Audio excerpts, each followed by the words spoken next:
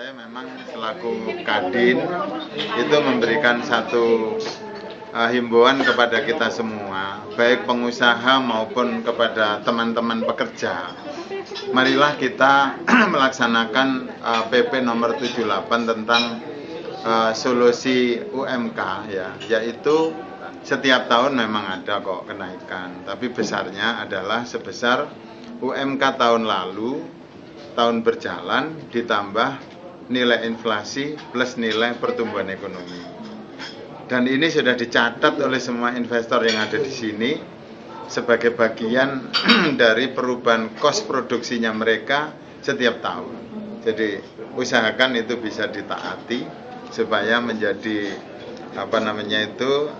tersedia lapangan usaha, lapangan kerja yang berlimpah gitu ya.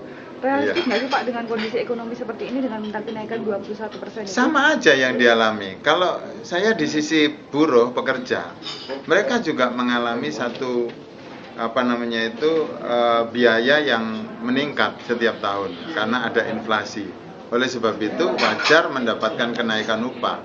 Tetapi sisi lain saya selaku pengusaha juga harus memiliki satu kepastian di dalam menghitung ongkos produksi.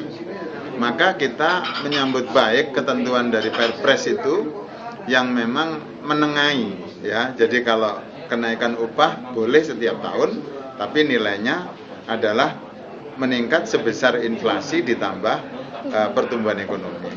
Nah, saya rasa itu